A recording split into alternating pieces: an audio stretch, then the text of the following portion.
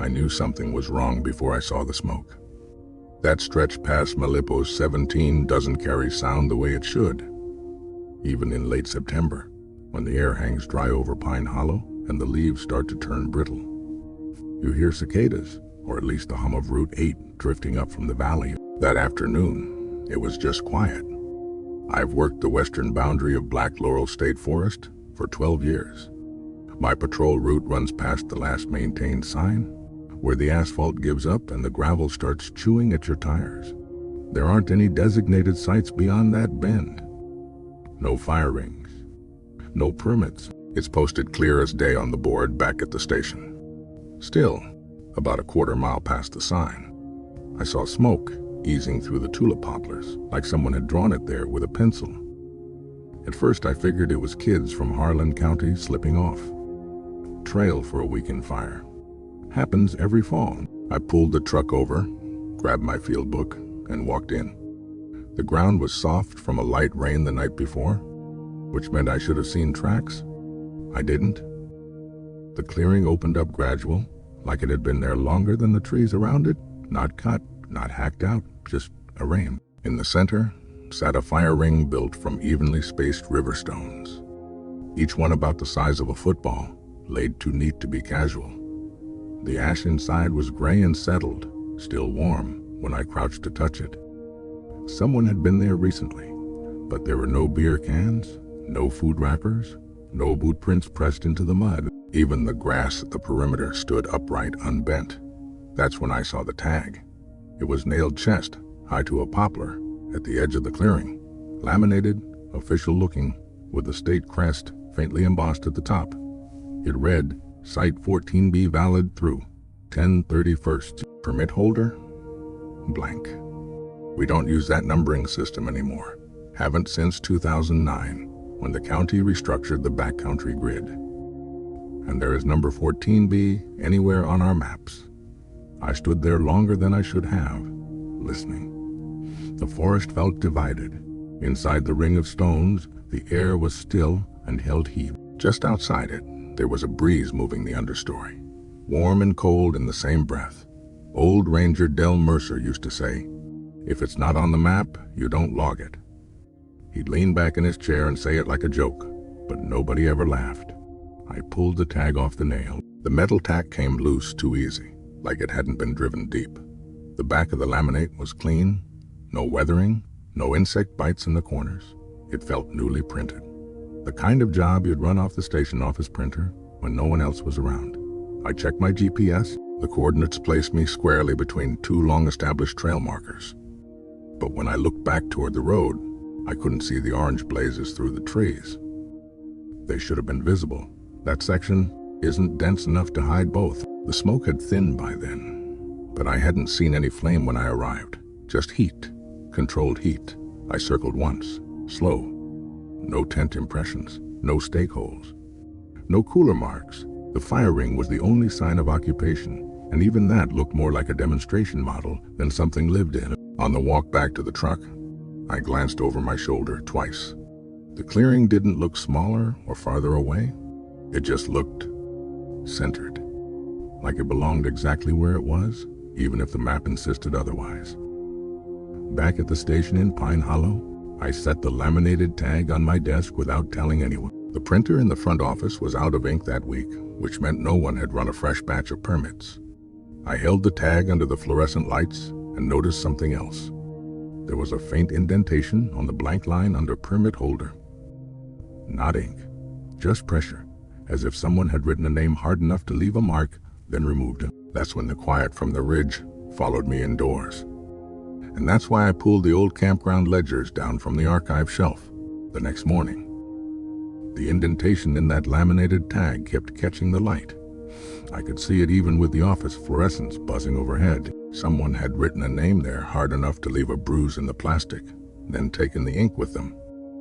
That's why I pulled the old campground ledgers down from the archive shelf the next morning. Our station in Pine Hollow keeps paper records going back decades. Spiral-bound books, some of them swollen from humidity, others brittle along the edges. We log everything, weather incidents, citations, controlled burns, campsite assignments. Even the mistakes get a line through them. I started with last year's backcountry permits. Nothing unusual at first. Families from Knoxville, a church group from Beckley, a retired couple in a camper van who complained about raccoons. Then I found it. About halfway through October, between two standard entries, there was a blank line pressed deep into the paper. No ink, no name, just an indentation you could feel if you ran your thumb across it. The page had warped slightly where the pressure had been. The date matched yesterday's, the 12th of October. I flipped back through older books. Same thing. One blank, indented line every October. Never the same day, but always mid-month, always between legitimate entries, as if someone had written carefully, deliberately, and then erased the evidence without disturbing the paper fibers. I checked the map grid printed at the front of each ledger. Number 14B, not in the current system, not in the old one. Around 10, Del Mercer shuffled in with his thermos. He's been at Pine Hollow longer than anyone. His knees sound like gravel when he walks. He saw the stack of ledgers on my desk and stopped. "You digging where you don't need to?" he asked. I showed him the page. He didn't touch it, just leaned close enough to see the indentation in the light. After a moment, he straightened and said the same thing he used to say when I first hired on. "If it's not on the map, you don't log it." "That line's already logged," I said. He shook his head once. "Number it's pressed." There's a difference in his mind. I went to the computer system next. Our digital archive mirrors the paper books. Every campsite assignment gets entered twice. The 12th of October last year showed nothing unusual. No missing lines, no gaps. But when I printed the digital log for that week, there was a faint horizontal shift in the text where that blank space would have been. Like the formatting had adjusted to accommodate something removed. The printer jammed after that page. I cleared the tray and tried again. Same thing. The file printed clean except for that week. The space between entries felt wider than it should have been. By noon, the air inside the station felt like it had on the ridge. Divided, warm near the heater vent, cool along the floor. Outside, trucks from town rolled past on Route 8, normal as ever. Inside, it felt like we were waiting on something to finish writing itself. I took the laminated tag from my desk drawer and pressed it against the indented line in the ledger. It fit, not perfectly, but close enough that the blank permit holder space aligned with the pressed groove in the paper. The width was the same. The placement was the same, like the tag had been copied from that page. I didn't show Del that part. Instead, I checked the wall map in the operations room. The big one with all the color-coded trails and site numbers pinned in place. Between marker 6 and marker 9, there was open space. No site designation. But the push pins for those two markers looked closer together than I remembered. I measured with my fingers. Could have been my imagination, could have been the angle.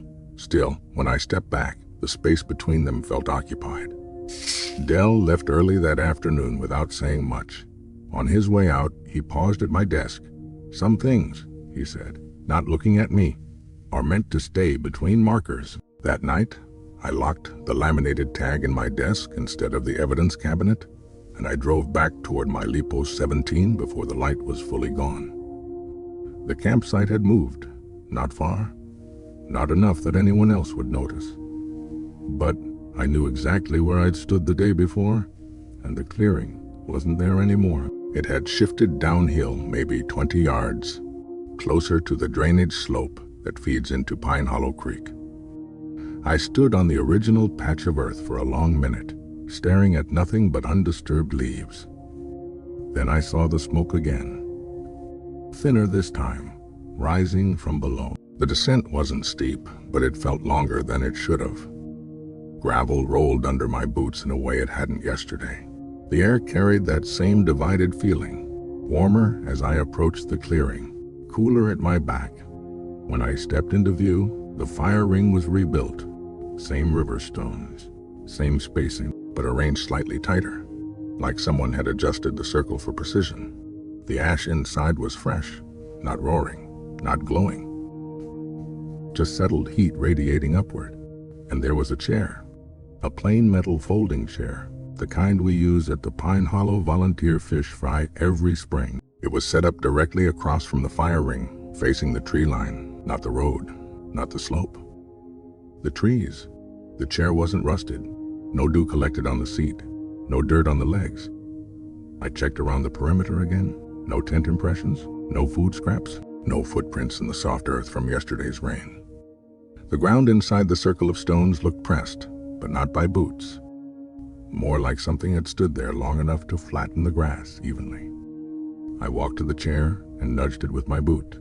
It didn't wobble. There's a difference between a campsite that's been used and one that's been arranged. Used sites are messy, they sag, they lean. This one felt staged behind me. The forest carried sound again. A woodpecker tapping somewhere uphill. Wind threading through the canopy.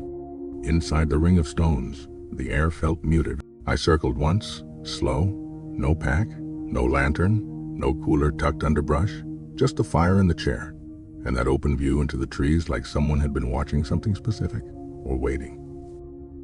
I stepped around the chair to look in the direction it faced. Nothing unusual, just understory, rhododendron, saplings, a fallen limb half covered in moss. But the spacing between the trunks felt too deliberate, like a corridor you could walk through, if you knew exactly where to place your feet. I took a few steps forward. The temperature dropped immediately. Not dramatically, just enough to notice, like stepping from sun into shade, except the canopy above hadn't changed. Behind me, something shifted. I turned. There was a second chair. It sat 10 feet behind where I'd been standing moments earlier, angled toward the first one, same metal frame, same clean seat positioned. So whoever sat there would face me if I returned to the original spot. I don't scare easy.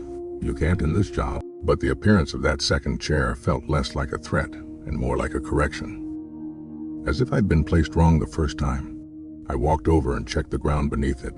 No indentation from weight, no drag marks. The legs rested perfectly atop fallen leaves that hadn't been disturbed. I pulled my radio from my belt, considered calling it in. Then I pictured Dell's face. If it's not on the map, you don't log it. The words landed different now, less like dismissal, more like instruction. I stepped back between the two chairs, standing where the empty space naturally formed. The fire crackled once, though I hadn't seen a flame. Just a faint shift in the ash. The chairs faced each other through me. For a moment, brief no more than a breath, I had the sense that the clearing wasn't incomplete, that it was waiting on a third position, not yet filled. The forest beyond the first chair felt deeper than it had any right to be. The space between the trunks seemed to lengthen, like distance was stretching quietly outward. I didn't stay long after that. As I climbed back toward the road, I looked down once more. From higher ground, the clearing looked centered again, balanced, like it had always been there, and the two chairs were angled slightly differently than before, facing the slope where I'd stood the first day. By morning, I told myself there would be a reasonable explanation. Chairs don't appear out of thin air. Clearings don't slide downhill. I've worked storms, search, and rescue, meth cooks tucked into ravines. There's always a person behind it. I brought a roll of bright orange boundary tape from the supply closet before heading back out. If someone was staging the site, I wanted to see how they moved through it. The air was colder than the day before. Fog hung low over the gravel past my Lipo 17. Swallowing the last maintained sign so it looked shorter than it should have, I parked in the same rut, walked the same line through the trees. The clearing was there, not where it had first been, not quite where it had shifted to yesterday either. It had settled somewhere between those 2 points, like it was correcting itself. The fire ring remained. The two chairs remained, though they were now set side by side, facing outward toward the slope. The ash was gray and undisturbed. No footprints. I stepped into the clearing slowly and began stringing tape from trunk to trunk, circling the perimeter. I kept it tight and waist high, crossing it in an X shape through the center, so no one could walk in or out without disturbing it. The chair sat inside the boundary. When I finished, the clearing looked contained, defined, like something I could explain on paper. The forest beyond the tape felt normal again. Wind through leaves, distant crows, a truck groaning somewhere along Route 8. Inside the tape, the air stayed still. I stood there longer than I meant to, watching for movement. Nothing shifted. Before leaving, I took one more look at the alignment of the chairs. Side by side now, facing outward, facing the direction of the road, as if they were waiting on someone to approach. Back at the station, I didn't mention the tape to anyone. I logged routine patrol, no incidents. Dell glanced up from his desk but didn't ask questions. He just said, "Quiet, don't fence. What isn't yours?" I didn't answer. The next morning I returned before sunrise. The fog was thicker, pooling low between the trees. The gravel under my boots sounded louder than usual, like the forest was hollow. I broke through the brush and stopped. The tape was gone. Not torn, not tangled, not snapped by wind or animal. The trees stood bare where I'd tied knots. No loose strands on the ground, no bright scraps caught in thorns. The clearing sat open and untouched. The fire ring remained, the chairs were gone. I turned slowly, scanning the perimeter for orange. That's when I saw it, a single strip of boundary tape, folded neatly into a rectangle, resting on the hood of my truck. It was clean. No mud, no leaf stains. The folds were crisp, like someone had taken care with it. I picked it up. The tape wasn't cut from my roll. The edges were too straight. It looked factory sealed, as if it had never been stretched through the woods at all. My eyes drifted back toward the clearing. The space felt closer to the road now, too close. I glanced up toward the trail markers. The orange blazes that marked the boundary line. They were directly across from each other. They shouldn't have been. Those markers are staggered, always have been. One sits 10 yards north of the other, offset along the slope. I've walked that line for 12 years. Now they faced each other like bookends, and the clearing sat perfectly centered between them. If it's not on the map, you don't log it. Dell's voice carried in my head, steady as gravel. I stepped back toward the truck without turning my back on the trees. The air inside the clearing held warmth again, faint but present. Outside it, the morning chill bit at my knuckles. Inside, outside. Defined, I drove back to Pine Hollow with the folded tape on the passenger seat beside me. I didn't unwrap it. Instead, I reached into my pocket and felt the laminated campsite tag pressing against my palm. And that's when I decided to take a photograph before anything shifted again. The third chair wasn't there when I took the picture. That's the part I come back to. I drove out just after noon with a Polaroid from the supply cabinet, the old kind we keep for documenting storm damage when cell service drops. I didn't tell anyone where I was headed. I didn't log the mileage. I just took the camera and the laminated tag and drove past Milepost 17, like I had every day that week. The clearing was waiting, not in a dramatic way. No smoke this time, no visible heat. Just the ring of stone set careful in the earth, and two folding chairs positioned slightly apart, angled toward the slope where the road cut through the trees.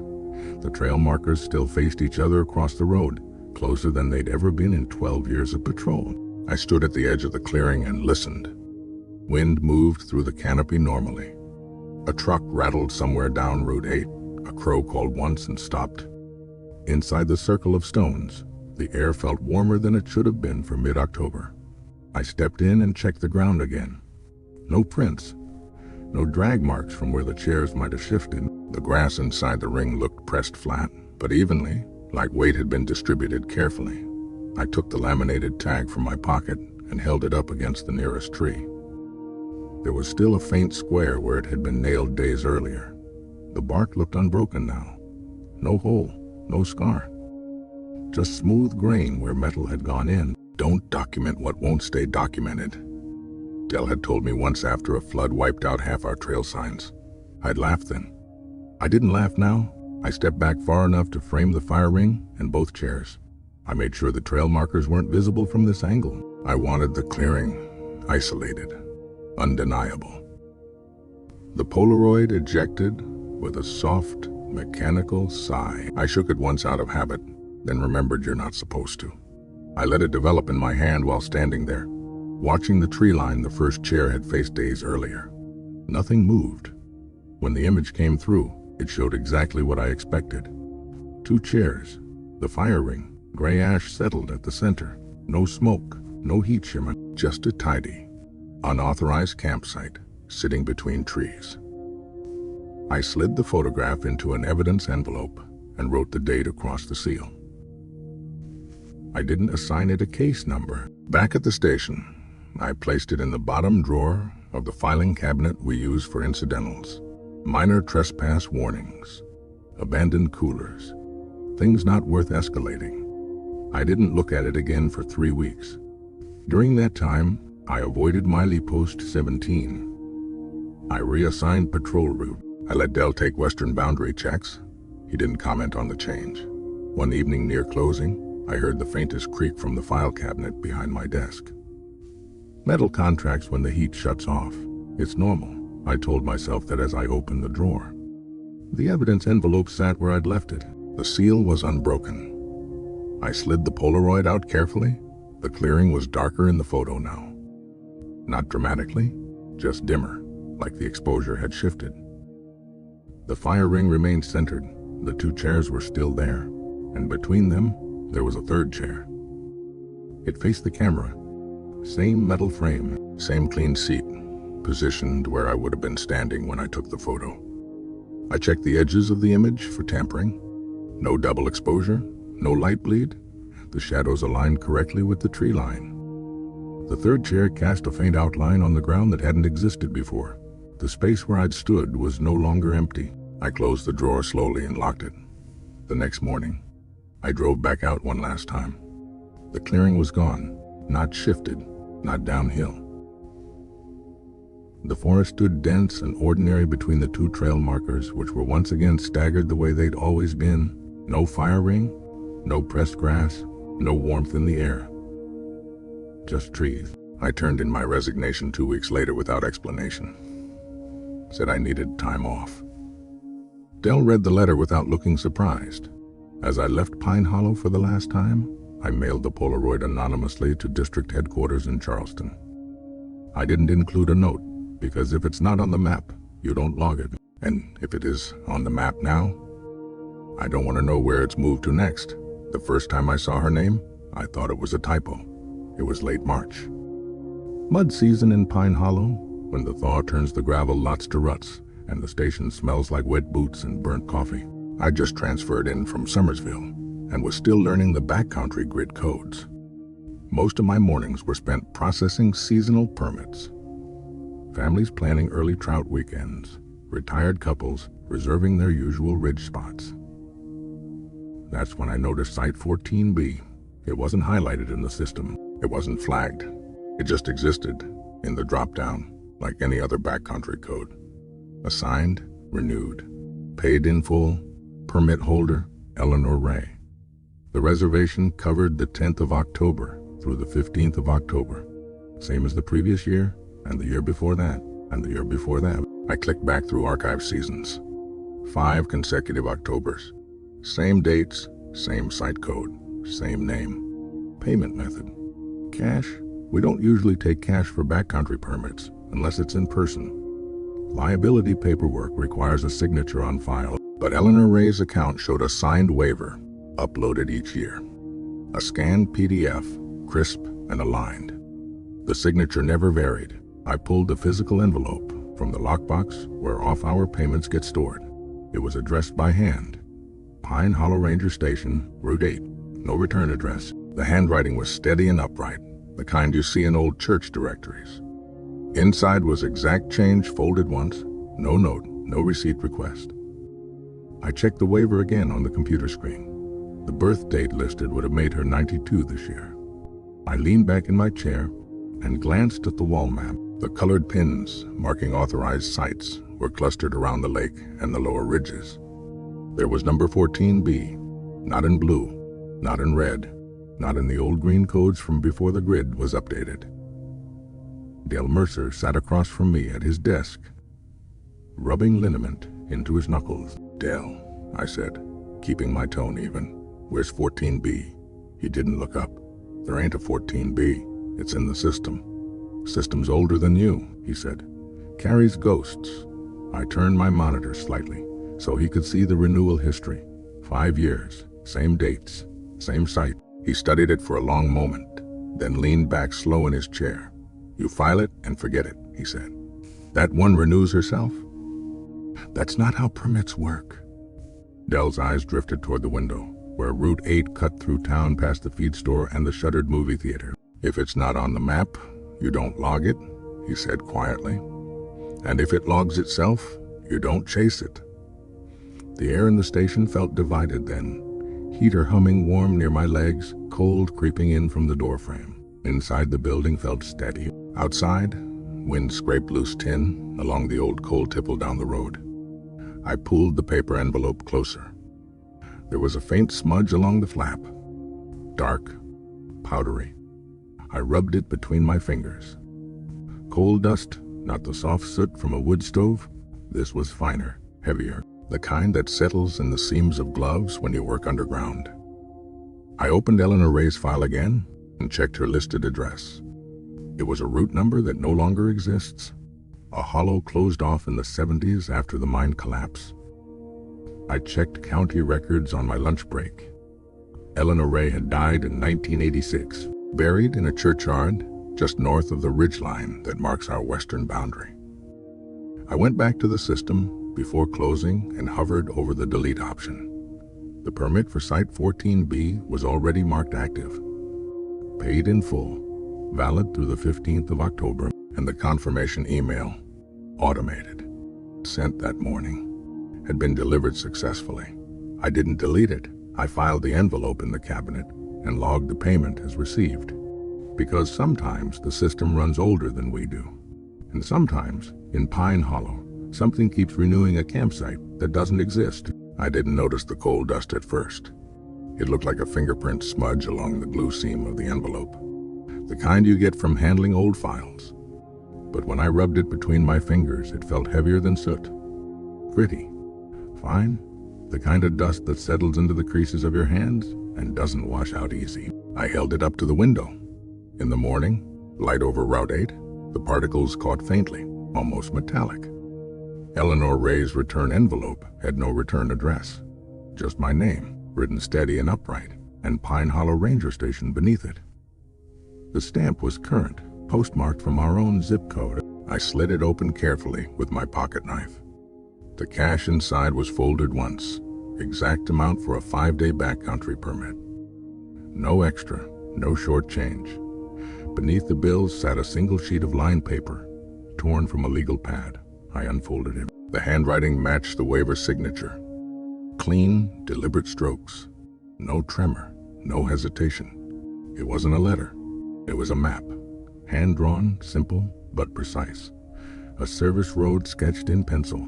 A ridge line indicated with short diagonal lines. At the bottom, a small circle labeled 14B. Above it, written in blue ink. Same spot as always. The circle sat just above a shaded rectangle labeled Old Shaft. I knew that name.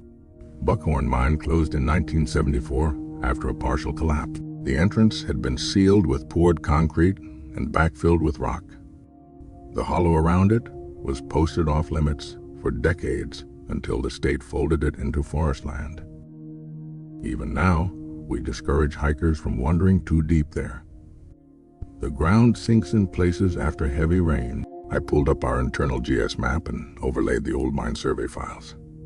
They're grainy scans from county records, lines fading at the edges, but the ridge contour on Eleanor's hand-drawn map matched almost exactly.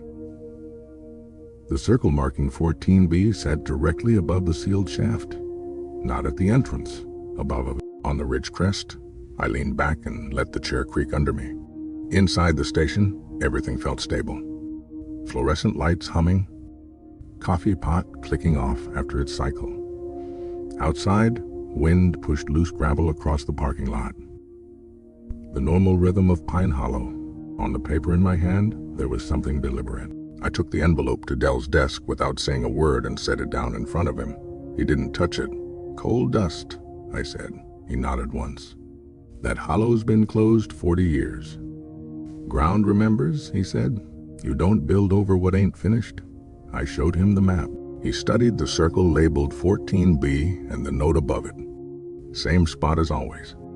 "Dell," I said, Eleanor Ray's been dead since '86. He didn't look surprised. Some folks don't stop keeping reservations, he said quietly. The heater kicked on, blowing warm air across the room. For a moment, I felt steady, grounded, like this was just another odd file in a small-town station that's seen stranger things. Then my computer chimed, a notification from the permit system. Permit confirmation sent. Site 14B. I hadn't clicked anything. The timestamp showed the email had just been reissued automatically. I opened the activity log. There was a new entry under Eleanor Ray's account. User login, local terminal. Time, 2:17 a.m. Our station closes at 6. The alarm log showed no entry overnight. No door access, no motion triggers. I checked the system's IP address. It matched the front desk computer, the one I was sitting at now. My eyes drifted back to the envelope. Coal dust had settled lightly along the inside crease of the flap, as if the paper had been folded in a place where the air itself carried it. I ran my finger along the drawn ridgeline again. The circle marking 14B was placed with care, centered, balanced, above something sealed. Don't go chasing what renews itself, Dell said, still not touching the paper. You won't like what answers. I folded the map back along its original crease. But by then, I already knew I was going to hike out there and see what had been renewing that campsite all these years. The ground felt wrong before I ever saw the clearing.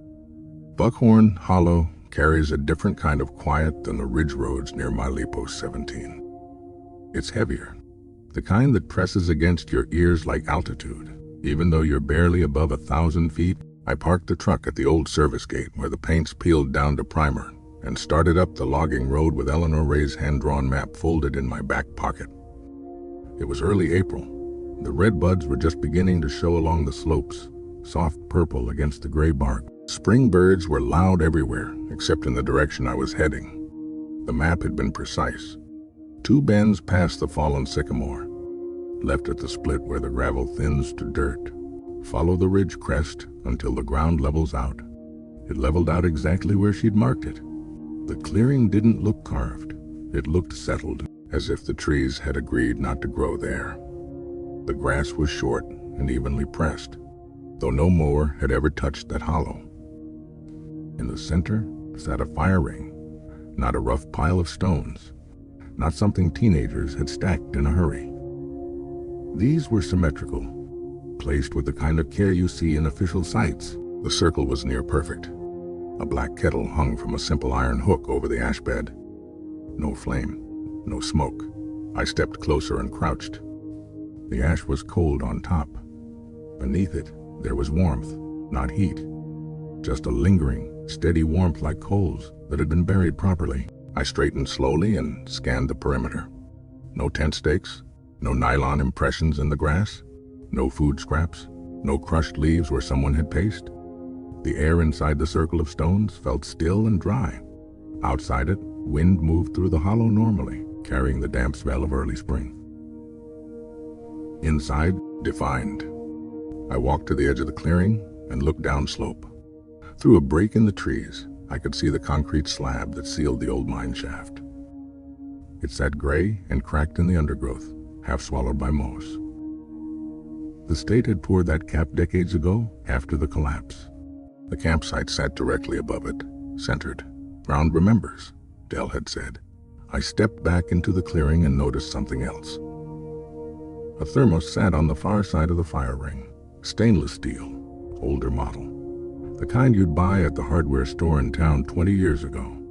There was no condensation on it. I picked it up. It was warm, not scalding, not fresh off a stove, just comfortably warm, like it had been filled an hour ago. I twisted the lid. Steam didn't rise. The contents inside were dark and still. Coffee, maybe. Or just water steeped long enough to take color from the metal. I didn't drink it. Instead, I set it back exactly where it had been. The wind shifted then, pushing up from the hollow below. It carried a faint grit with it, coal dust, fine enough to settle without sound. I could feel it on the back of my neck. For a moment, I heard something like a footstep behind me. I turned. No one stood there. The grass inside the clearing remained evenly pressed. No new disturbance. I checked the ground near the fire ring again. Still no prints. The soil was soft enough to take them. It simply hadn't. My radio crackled once at my hip, a brief burst of static. 3 sharp pulses, then silence.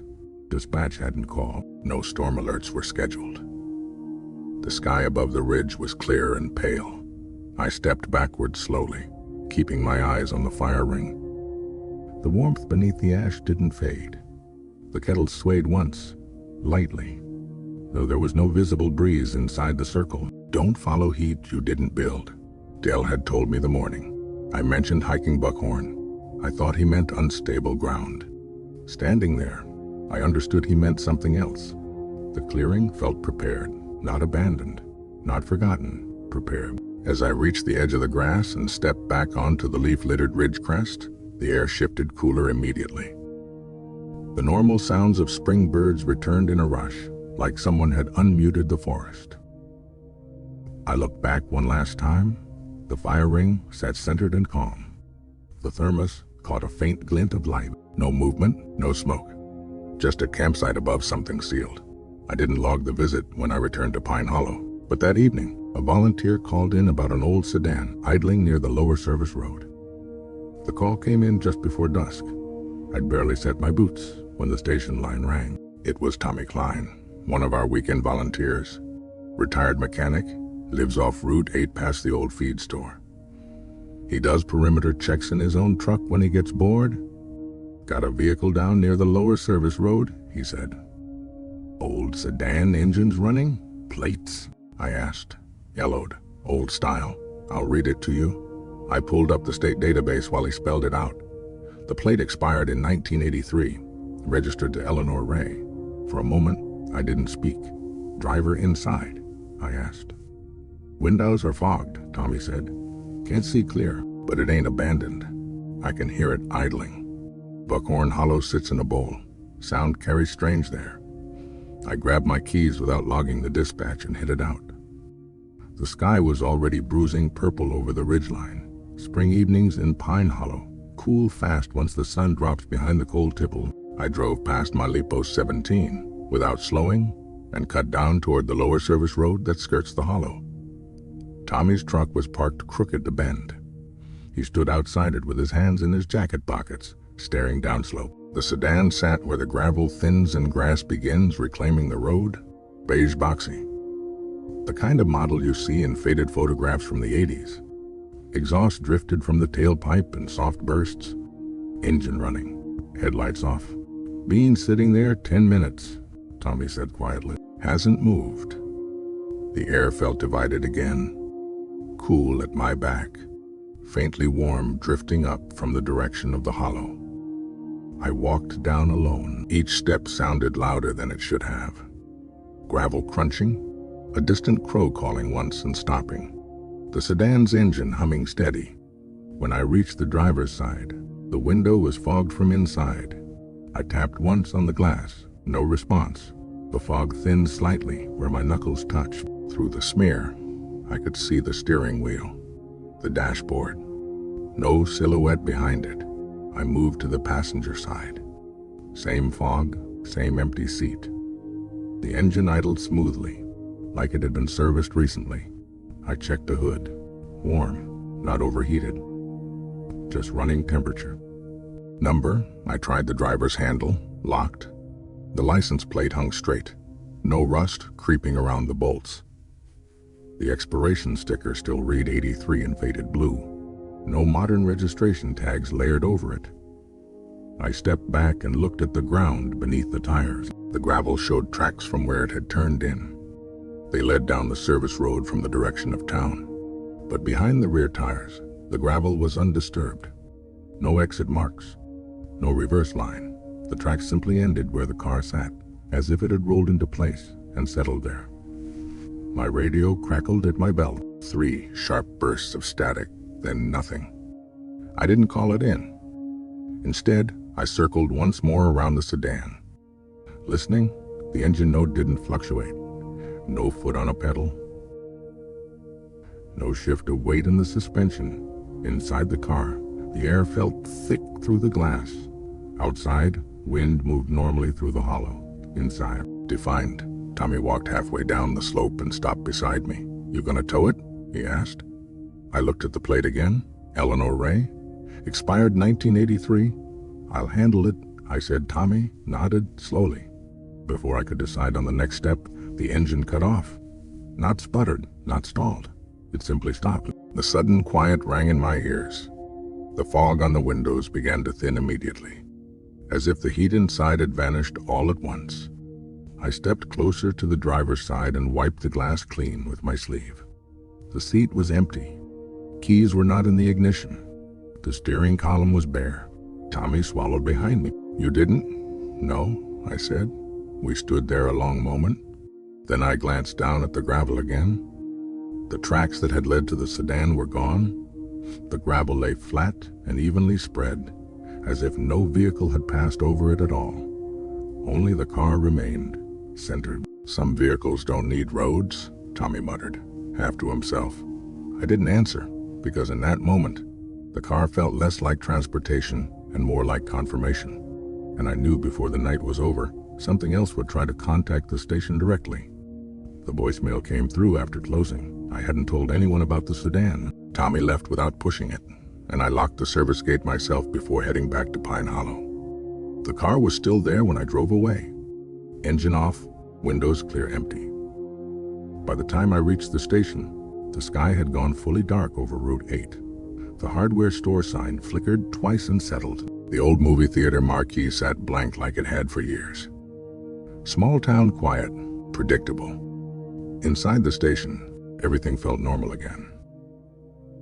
Fluorescent lights humming, the faint smell of coffee grounds in the trash, the heater clicking as it cooled. I was halfway through locking my desk drawer when the office phone chirped. Not a ring, just the notification tone for a new voicemail. We don't get many after hours. The line forwards to county dispatch once the alarm is armed, but I hadn't set it yet. I stared at the blinking red light for a few seconds. Before pressing play, there was no background noise on the recording.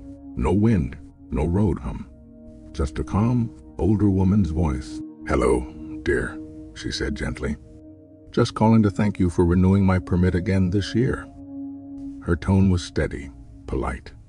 The kind of voice you'd expect from someone bringing a pie to a church supper. "I'll be arriving as usual. Same spot as always." My throat tightened. She paused briefly, as if checking a note. "And remember to keep the fire low so they don't see." The line clicked dead, no static, no distortion, just silence. I replayed it immediately. Same words, same calm cadence. The timestamp displayed on the console reads 6:42 p.m. I looked at the wall clock. 6:44. The station phone system logs incoming numbers automatically. I pulled up the call details. Origin, internal line 1. That's the landline mounted to the wall in the front lobby. I turned slowly toward the glass door. The lobby lights were off, the blinds half drawn. No silhouette, no movement. The alarm panel by the entrance showed no door activity since 4:12 p.m. when a fisherman stopped in to ask about creek levels. I walked to the lobby and flipped on the light. The landline hung in its cradle. No radial light active, no off-hook tone. I picked up the receiver. Dial tone steady. Behind me, the heater kicked on again, pushing warm air across the tile floor. Outside, wind rattled the loose tin on the coal tipple down the road. Inside the station felt sealed. Safe? Lit outside the glass door, the parking lot lay empty under a single sodium lamp. Don't answer calls meant for somewhere else. Dell had told me once, when a hiker swore he'd heard a woman calling from a closed trailhead. I walked back to my desk and replayed the voicemail a third time. Her voice carried no strain, no breathlessness, no age in it beyond gentleness. She sounded certain. Keep the fire low so they don't see. The words weren't a threat. They were advice. I saved the voicemail to the system archive instead of deleting it. The file name auto-generated with the timestamp, 1842 find internal 1, for a moment. I considered calling the number back. But there was no number, just the station's own line. The computer chimed softly. A permit activity notification, Site 14B. Check-in confirmed. Time 6:42 p.m. I hadn't clicked anything. I stood slowly, the chair legs scraping against the tile. Outside, a faint breeze lifted dust across the parking lot. Cold dust, fine enough to settle without sound. Inside the station, the air felt warm and still. Defined. I didn't lock the alarm panel that night.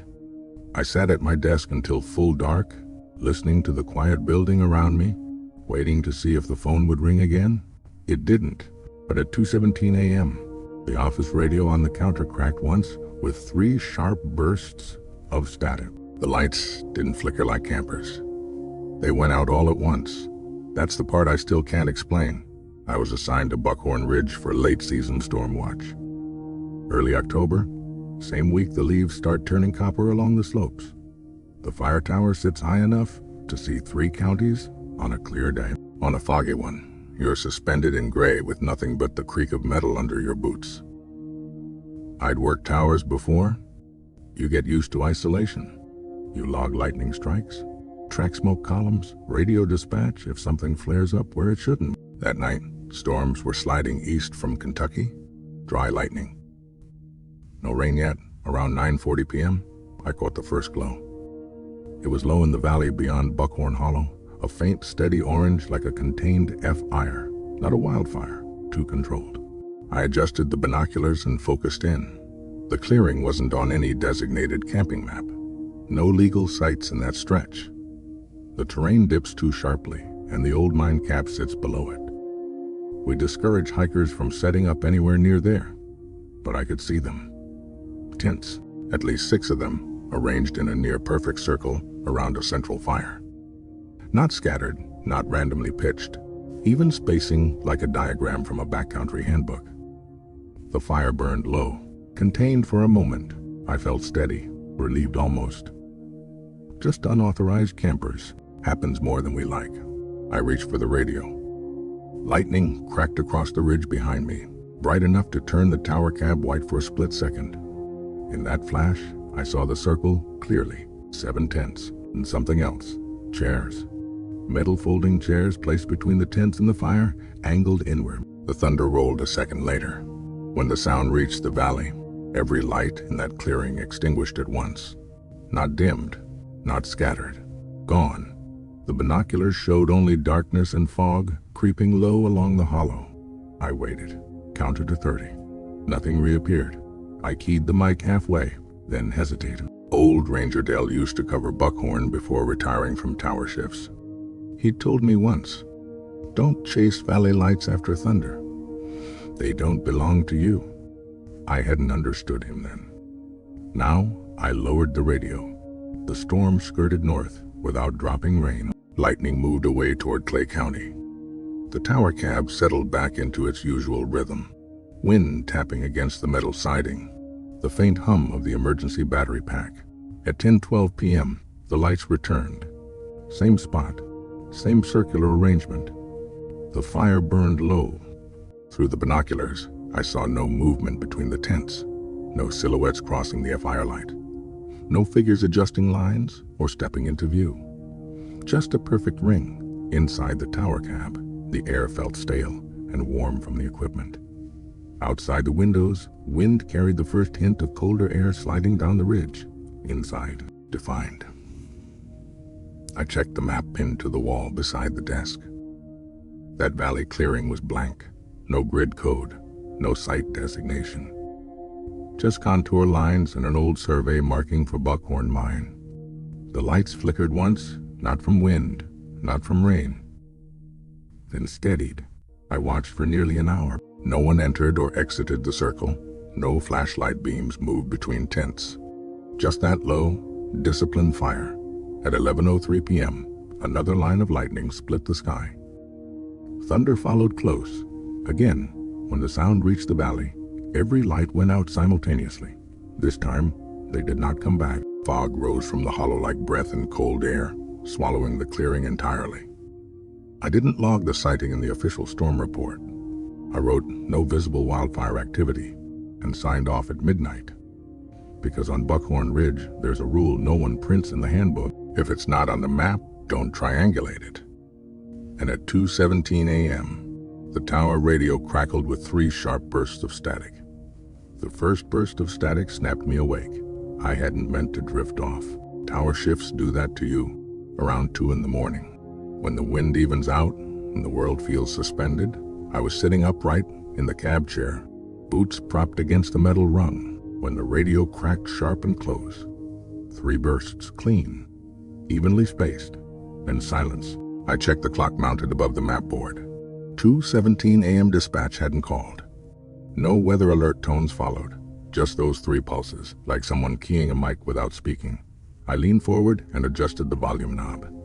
"Buckhorn Tower to dispatch," I said. Nothing came back but the low hum of an open channel. Outside the windows, the valley lay dark and sealed under fog. No glow, no movement. The clearing where the tents had been was invisible now, swallowed whole. I wrote the time down in the margin of my logbook. 2:17, unexplained static. At 2:17 the next night, it happened again. 3 bursts, pause. 3 bursts. This time, I was ready for it. I had the binoculars already trained on the valley before the second set of pulses faded. The lights flickered on in the fog. Faint at first, then steady. Same circle, same measured fire. No figures. The pattern aligned perfectly. Radio static above, lights below. I keyed the mic immediately. "Dispatch, you getting interference." "Static, Buckhorn Tower, come back." I tried again. Nothing. My phone had 1 bar of service up there. I dialed the station directly. Dell answered on the second ring. "You on shift?" he asked, voice thick with sleep. "Radio's acting up," I said. 3 bursts at 2:17, both nights. Silence on his end for a moment. "Don't triangulate off."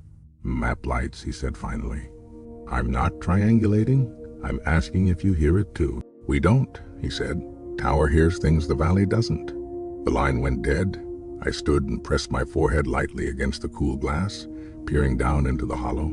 The fire ring below burned low and contained, just like the previous storm night. The tents were spaced evenly. I counted them carefully. 7, and in the gaps between them, I could make out the faint silhouette of chairs. 8 chairs? That was new. The night wind shifted around the tower, rattling the guy wires. Inside the cab, it felt warm from the equipment and my own breath. Outside, frost edged the railing. Inside, defined, the radio clicked once more. 3 bursts. The lights below brightened in response. I watched for movement. Someone stepping into the circle, adjusting a tent flap, feeding the fire. Nothing. The arrangement felt less like camping and more like positioning. At 2:23 a.m., the lights went out again, not in response to thunder this time, just gone. The radio fell silent, too. I kept the binoculars trained on the clearing for another 20 minutes. Fog thickened, no glow returned. In the morning, I checked the official incident log from dispatch. No radio traffic recorded at 2:17. No interference reports from other towers. That afternoon, a text came through from Dell. "Some signals ain't for us. Leave 'em be." I didn't respond. But that night, I left the radio on full volume and waited for 2:17 to come around again. I decided to go down at first light. That was my mistake. The fog hadn't lifted yet when I unlocked the tower hatch. It sat low in the valley like something poured there on purpose. From the cab windows, the clearing was invisible again. Just a pale gray blanket stretched across Buckhorn Hollow. The clock read 6:12 a.m., no static overnight. After 2:17, no additional bursts. Just wind and the occasional groan of the tower settling. I grabbed the discontinued lantern from the supply shelf inside the cab, the old state-issued model we stopped using years ago, and clipped it to my belt out of habit. I didn't turn it on. The metal ladder outside the cab was slick with dew. Halfway down, I stopped. Several of the rungs below me were dry, not sun-dried. The sun hadn't cleared the ridge yet. These were simply untouched by moisture, like something warm had gripped them before the fog settled. I crouched carefully and pressed my fingers to the rung. Cool, but not damp. Above it, below it, wet again. 3 dry rungs in a row. I climbed down slower after that.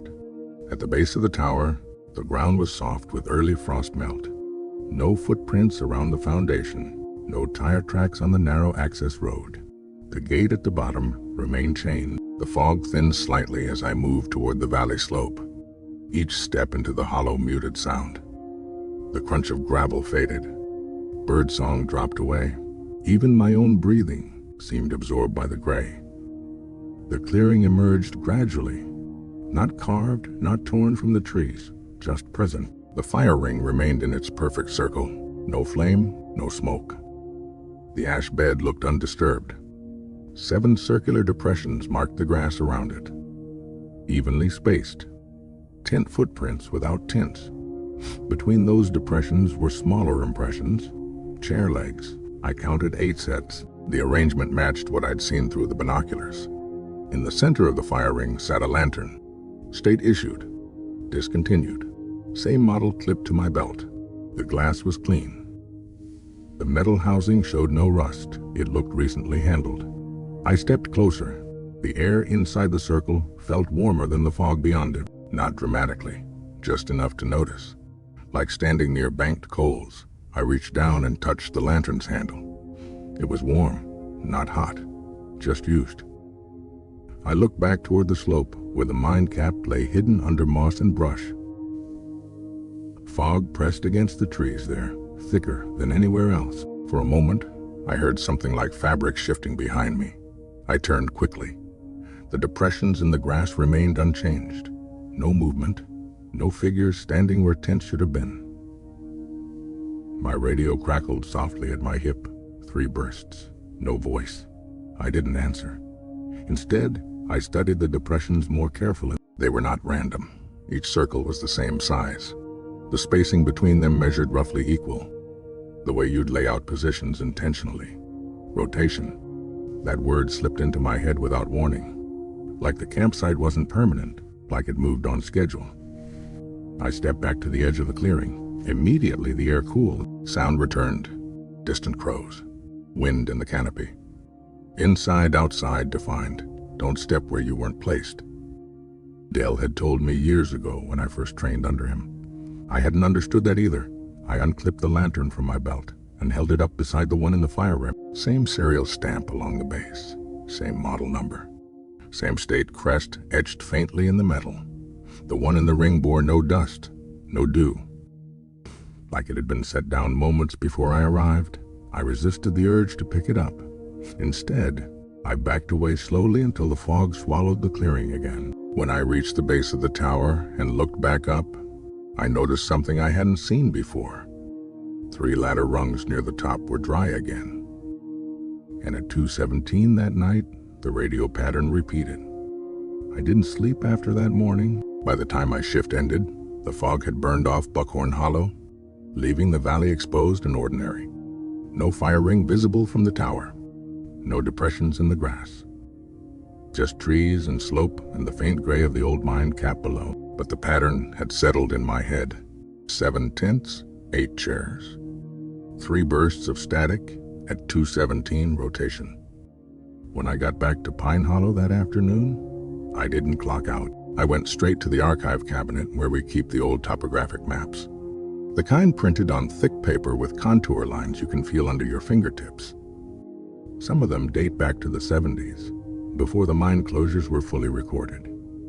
Before the grid system changed, I spread 3 decades worth across the conference table. Buckhorn Ridge, Buckhorn Hollow, the western boundary near milepost 17. At first glance, nothing looked unusual. Just elevation lines, old survey notes, a few faded campsite designations that had been retired years ago. Then I tilted one map toward the light. There it was, a faint pencil indentation near the ridge crest above the old shaft. Not ink, not official notation, just a pressed circle, almost invisible, unless you caught it at the right angle. I ran my thumb over it. The paper dipped slightly where the pressure had been applied. I checked the next year's map. Another faint circle, not in the exact same spot, shifted 10 yards north. The year after that, the indentation appeared again, shifted east.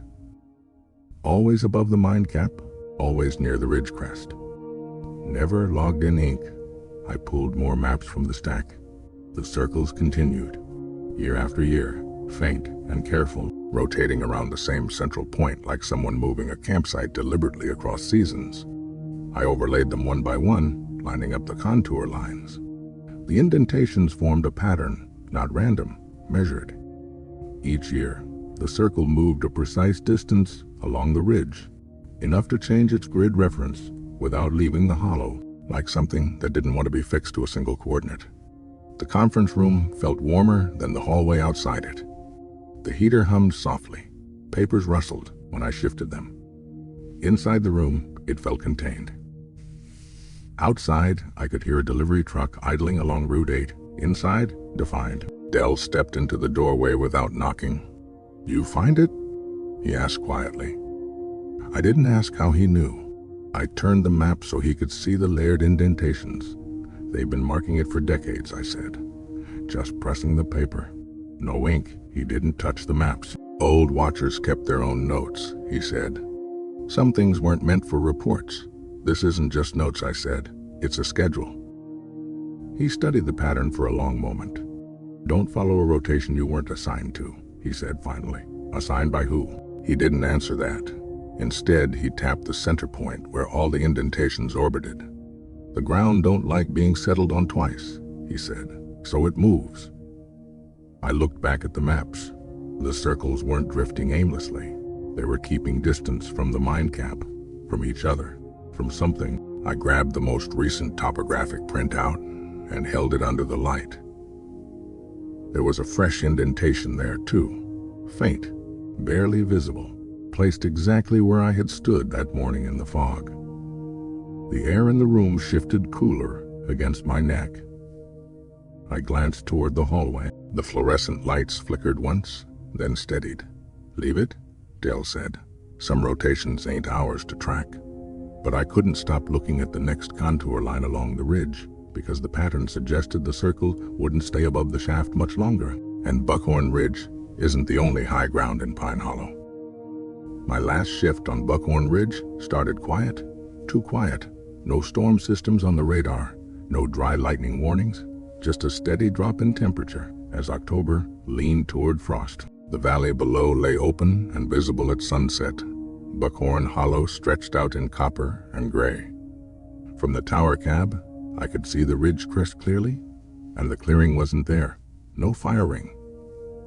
No depression in the grass, just trees. For a moment, I felt relief. Maybe the pattern had moved on. Maybe the rotation had shifted to some other hollow I couldn't see from this height. Inside the cab, the heater hummed low.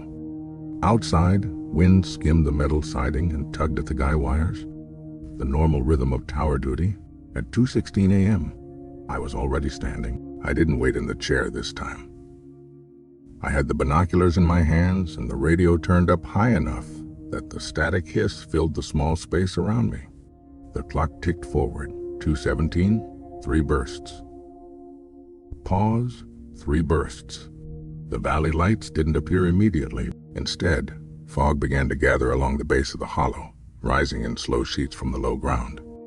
It rolled upward like something being drawn by heat. I trained the binoculars on the ridge crest where the indentation on the map had marked the next position. Nothing. The radio clicked once more. 3 bursts. Then the fog lit from beneath. Not bright, not dramatic. Just a low, diffuse glow bleeding upward through the gray. I couldn't see individual tints this time. The fog was too thick, but I could see points of brightness within it, evenly spaced, forming a rough circle beneath the surface, like lanterns placed in a ring under a blanket. The glow pulsed faintly in time with the radio static. 3 pulses. Pause, 3 pulses. The pattern felt deliberate now.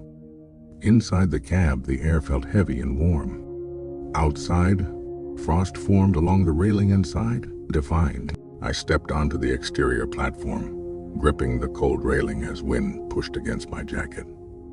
From there, I could see more clearly. The fog wasn't drifting randomly, it was centered. The glow beneath it marked the new position of the circle. Not above the mine cap anymore, but farther along the ridge, closer to the boundary road, closer to Milepost 17. Don't chase what's beneath fog. Dell had warned me years ago when I asked about unexplained valley fires. I understood now.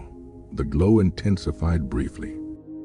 For a split second, the fog thinned enough that I saw shapes within it. 7 dark forms arranged in a circle. 8 chairs, and one space left open, facing uphill, facing the tower.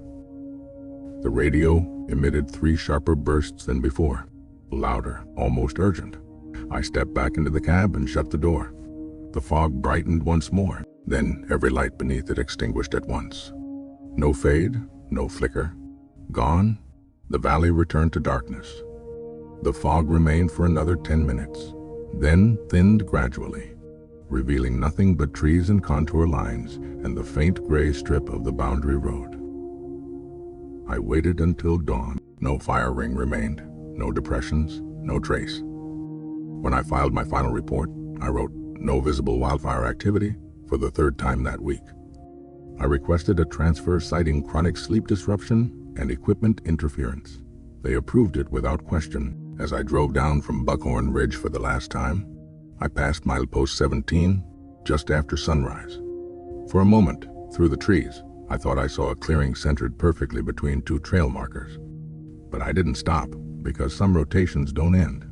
They just move closer.